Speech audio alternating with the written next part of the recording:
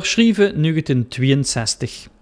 Het befaamde Müller-orgel in de Sint-Agatha-kerk in IJs is gans gerestaureerd. En om dit te vieren initieerde er in IJs woonachtige tenor Tom Brandt een muziekfestival met als hoogtepunt de Kreuningsmesse van Mozart. Een comité, samengesteld uit de IJzerkoeren, boode de muziekdagen uit tot een jaarlijkse festiviteit met allure.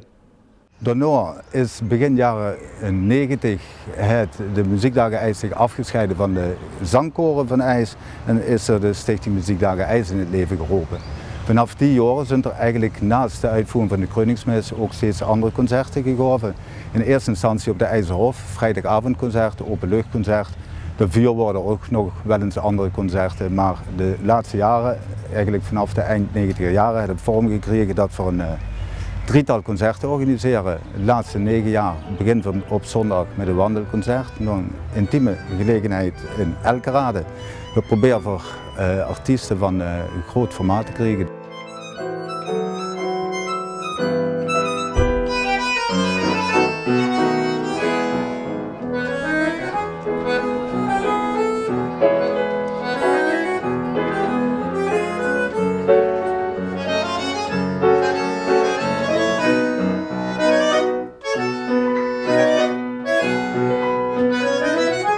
Dit jaar bijvoorbeeld Karel Krajov, 2 jaar geleden Hans Saxioni. Die spelen daar voor een kleine setting, een publiek van maximaal rond de 90 mensen.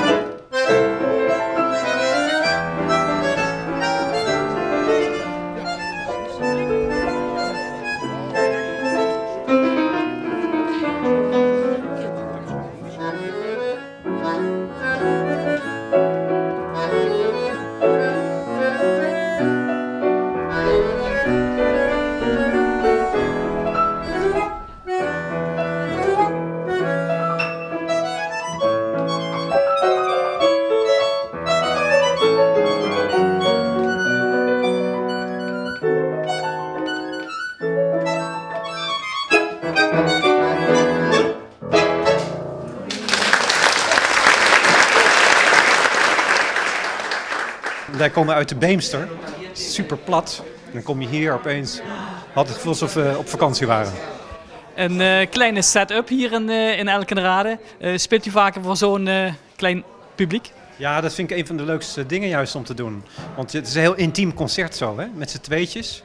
En toch met beide instrumenten heb je heel veel mogelijkheden. Want zowel bij piano als bandoneon kan je begeleiden of je kan soleren of je kan tweestemmig spelen. Het is echt geweldig om te doen. Dus ik denk dat dat voor de gemiddelde bezoeker van concerten echt een walhalla is. Ik besef ook dat dat heel veel doorzettingsvermogen van de organisatoren vereist. Want om de publiek hierheen te krijgen moet je toch denk ik wat meer doen als dat je hartje Amsterdam woont. Dus dat waarderen wij zeer. En wij komen ook graag het hele eind gereden wederom naar IJs om dat te doen. Ja.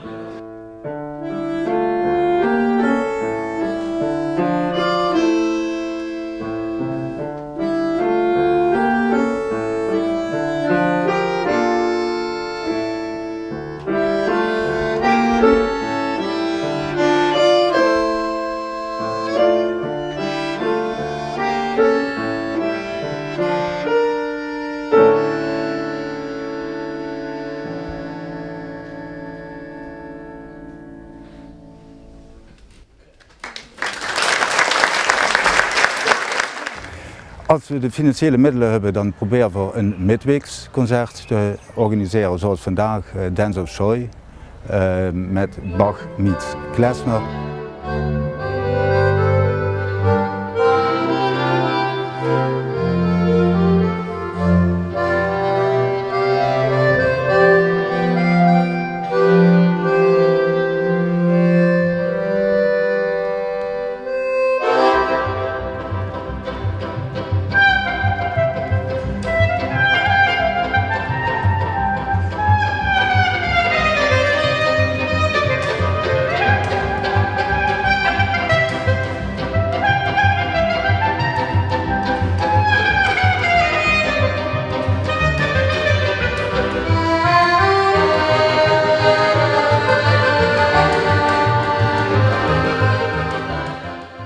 het concert wat we een paar jaar niet gedaan hebben, wat we deze week weer opgepakt hebben in de kerk, dat steekt ook, alleen moesten zeggen van daar kennen we maar lui bij, want de kerk is groter. Maar dat moet wel een kwaliteitsconcert zijn en voor een kwaliteitsconcert hebben ze toch maar een beperkt publiek. Dus de vraag of er niet het anders erbij moeten gaan zoeken, waar een groter publiek voor in aanmerking komt, is heel reëel. Ik denk dat we daar ook heel goed over na moeten denken. Want het heeft niet voor niks muziekdagen is.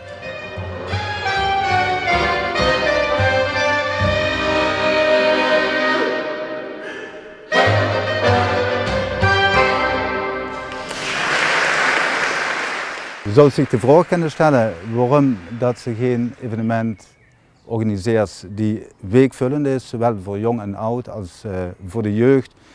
Bijvoorbeeld singer-songwriters, etc. We hebben een aantal keren geprobeerd op zaterdagavond iets extra's voor de jeugd te doen. Dat blijkt niet echt uit te slaan en er moet dusdanig veel geld bij iedere keer dat het de moeite niet geloond had. Dus we zijn eigenlijk tot de conclusie gekomen dat we het bij een drietal concerten houden in 1 week, weliswaar. Of concerten, Kroningsmis is geen concert voor de goede orde. En dat als ze financiële middelen toelaten voor een extra concert met week zullen.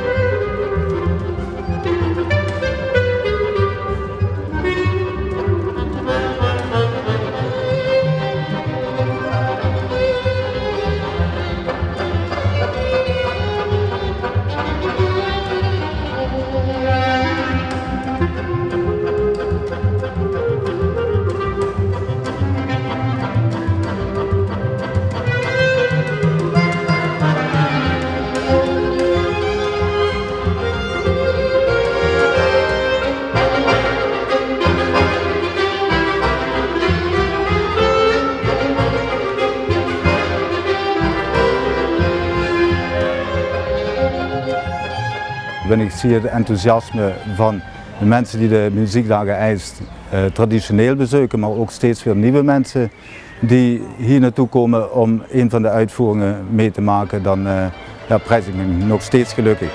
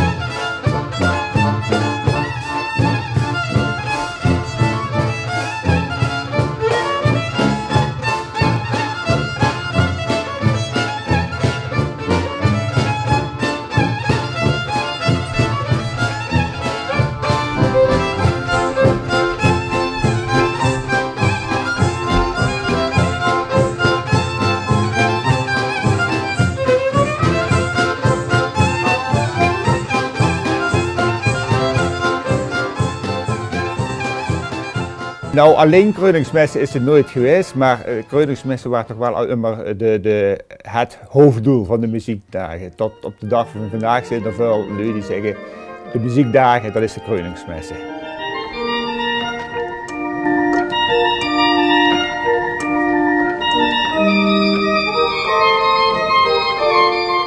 Dat is, als je door de betrokkenheid van de lui kijkt, is dat een groot nadeel. De lui denken van, maar dit is de Kroningsmessen, de rest is,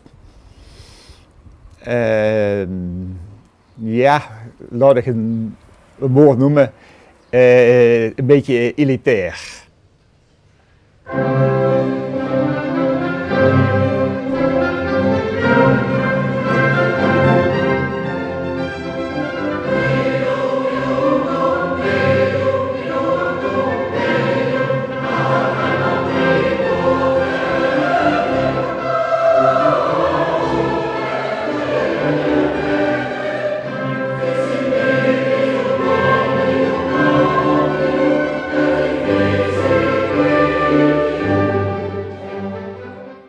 zelfs de kruidingsmessen wordt door jullie ook als elitair gezien. Terwijl ik denk dat het eigenlijk allemaal laagdrempelige, maar wel hoogstaande uitvoeringen zijn.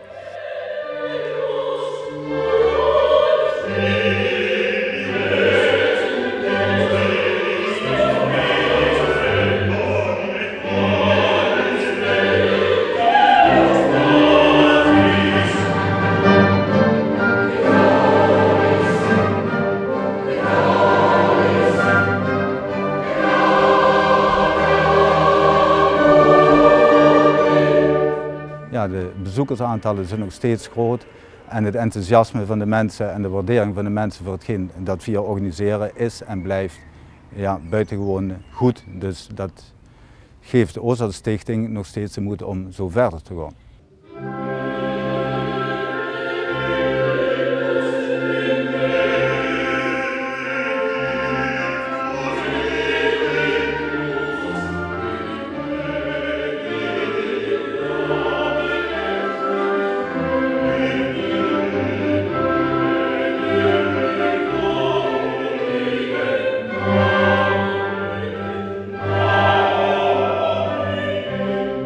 Ja, in 1962, toen men begon met de uitvoering van de Kruiningsmissij en die nog steeds tijdens een Eucharistieviering ten gehore werd gebracht, en was er nog steeds kippenvelmomenten kreeg, dan kan ik zeggen, 50 jaar geleden dacht men niet, dat we vandaag de dag nog bezig waren met muziekdagen IJs. En nu denk ik voor misschien over 20 jaar zijn we ook niet mee bezig, maar wie zal het zeggen.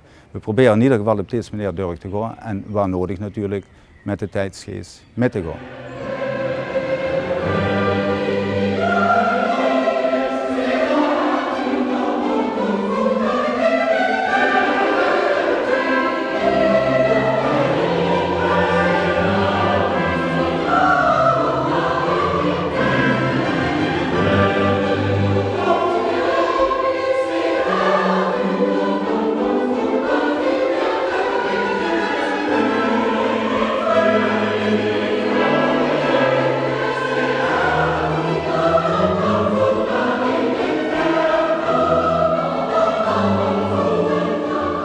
De Kruiningsmessen betekent saamhorigheid op het moment als je door in de kerk zit en het met elkaar beleeft. En iedereen deed het op zijn manier.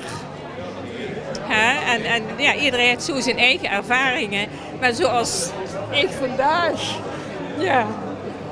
dat werd toch ook gewoon emotioneel. We spreken als de zondagsmorgens bij mij toekomt en dan zou ik zeggen van en ik sta op, dan zet ik de Kruiningsmessen aan. Dus en dat gaat elke zondag is dat. Nou ja, ik huur het graag, ik vind het geweldig.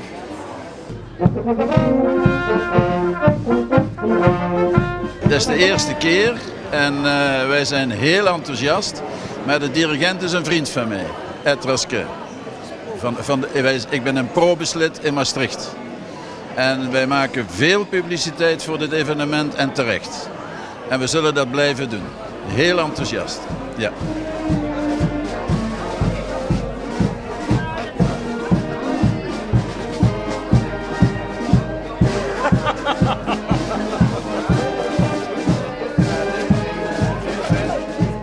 Het is altijd schitterend de Kruiningsmes heen IJs te doen vanwege de speciale ambiance, sfeer die daar hangt in het prachtige kerkje. Ik noem het altijd IJs Salzburg van Limburg. Als hij de heuvel overkomt en bij Tom Brandt, zalige gewoondheid en de initiator van de muziekdagen en de Kruiningsmes, dan gaat mijn hart sneller tikken. En als je dan de kerk ziet met de Keizer Wilhelm koepel, ja, dat is fantastisch. Maar goed, inhoudelijk natuurlijk is het fantastisch dat ze met zo'n koor kunnen werken. En in dit geval zijn het koorleden die ook als gastzanger aan verbonden zien inmiddels. En die kunnen ze zeer inspireren en die zijn zeer opnamebereid om het uiterste te geven wat ze hebben in huis. En daar kunnen ze vandaag getuigd daarvan wat ze kunnen presteren, dat is geweldig. Het publiek is doorgaans heel enthousiast. het blijft lastig om ze weer terug te krijgen. Maar het is niet zo omdat ze muzikaal teleurgesteld zijn. Dat heb ik zelden of nooit metgemaakt. Dus wat dat betreft denk ik dat we het heel moois hebben wat we moeten koesteren. Maar met koester alleen kunnen ze er niet. We moeten het ook aan de man brengen. En dat is het waar we toch nog wel het werk voor te verzetten hebben in de komende tijd. Aan de reactiestuur zien de mensen zeer geraakt. En daar gaat het om dat de mensen iets moois iets beleven. En wat heel mooi is natuurlijk dat het gekoppeld is aan een Eucharistieviering. Mooi ingebed in een mooie Eucharistieviering. Dus dat is een heel mooi iets wat zeer gekoesterd moet worden.